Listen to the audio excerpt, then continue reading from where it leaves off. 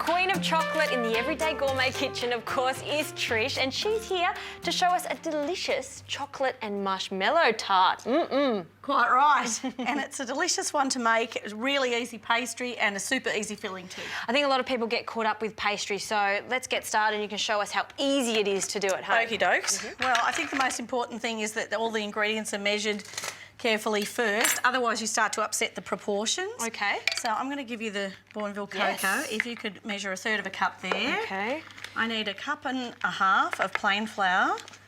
We don't need, usually there's no raising agent added to a pastry, otherwise it becomes too aerated. Of course. Usually a short crust pastry is about half fat to flour, but because cocoa can be quite drying in a mixture, it's not quite that proportion. Okay. So flour and cocoa and icing sugar, and we need 125 grams of butter chopped, please. Okay, so half of this block. And it has to be cold. Why does it have to be so cold? Well, you want it to be broken up in the pastry, but you don't want it to melt. If we wanted it to melt, we'd just melt and mix like we would for a cake mixture. There's an old saying for pastry, cool in making, hot in baking. So you always keep the butter nice and cold, and then the oven is always very hot. In it goes. Okay. And so the consistency, what are we looking for here? So it should look like breadcrumbs. Okay.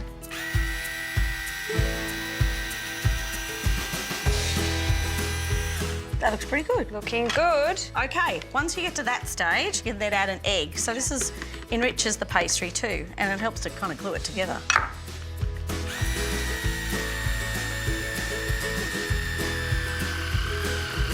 That looks pretty together for me. As soon as it starts to come together and almost form that ball, you know that it's ready, just like that. Awesome. There we go. Beauty. Oh, how beautiful and soft. Okay, so we just need to knead that together quickly until it comes together. Perfectamundo. So we'll just, in fact, what's often good is if you want it, we're going to line a tart tin there, so it makes sense for us to sort of give it a bit of help. No point in putting it in a ball. That's right. I mean, we're doing a rectangle today, so forming it into a rectangle at this stage will just help us. Good idea. Exactly. And then we just leave it in the fridge for, you know, not too long. About half an hour is Half good. an hour until it firms up.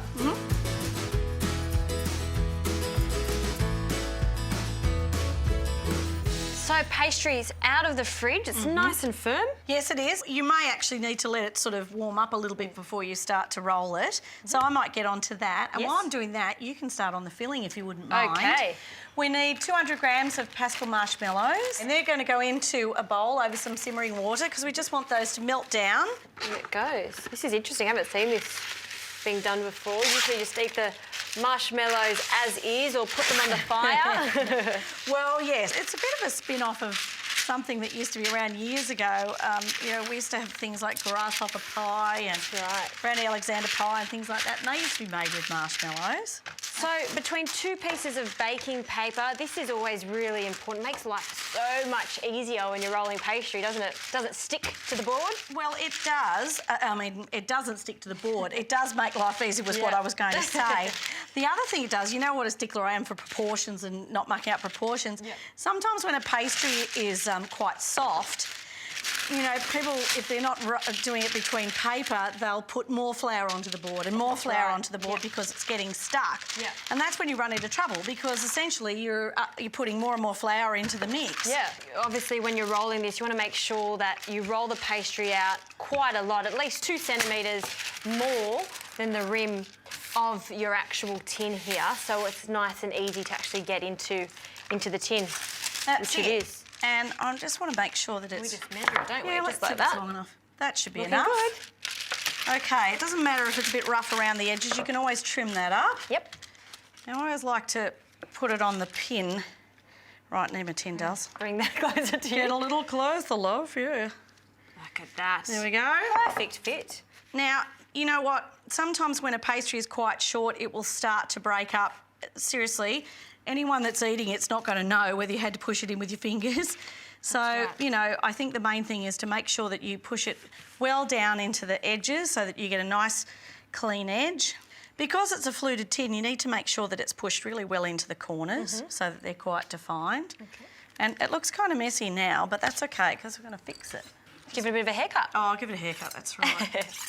So you can just run around the edge with a knife and then all of a sudden kind of hides a multitude of sins. You've done that a few times in the Cadbury kitchen, haven't you? I think I have done more than once in the Cadbury kitchen. You're quite right there. Look at that. There we go. Great. There's a couple little bits there. And then just go back in and press around again. I always like to just use my thumb around the edge. And then this can go back into the fridge and rest a little longer. The resting helps to allow the pastry to relax so that when you actually put it back into that hot oven to cook a little later on, there's less shrinkage. So the last thing you want is to go to all this trouble and then have your pastry sink down into the pan. That's right. So by allowing it to rest again, you'll find you get a much better result. And this marshmallow, they've melted nice. I'm going to take that off the heat now, and I guess we just allow that to cool. Great.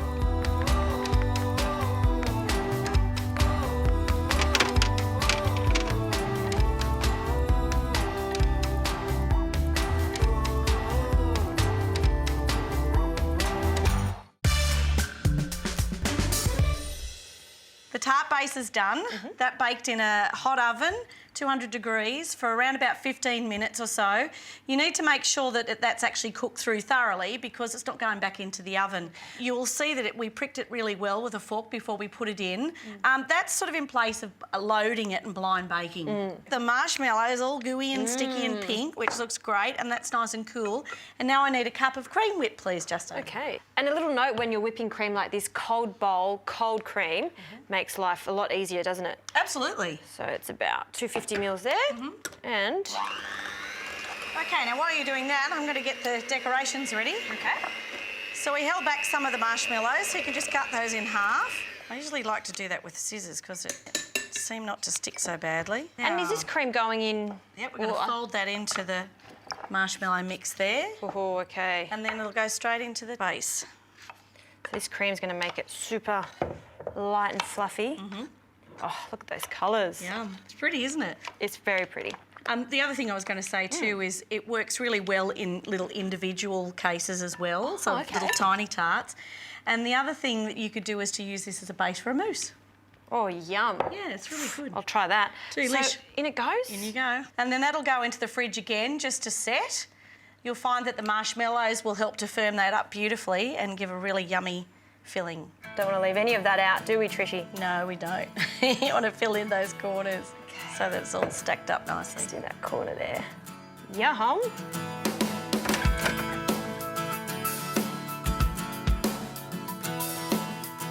Trishy, it's ready. It looks pretty good too. It looks pretty good, and the best thing about trays like this is it's just so easy to demould carefully, and we just slide that. Oh, Perfect fit.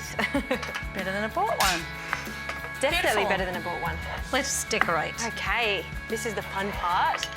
Everywhere and anywhere, Yep, pretty much. make it look organic-like. Chocolate marshmallow. For you, Justin, anything. Oh, that one's stuck. Extra marshmallows. Wow. How beautiful does that look? Trish, it really does talk look. about full marshmallow. It looks fantastic. Just finishing it off with the berries. Oh, and icing sugar. There you go. Trish, this is going to be super popular. Very easy to do. If you've never made your pastry before, perfect way. This recipe is really, really good. Chocolate pastry, marshmallow filling, really, really delicious.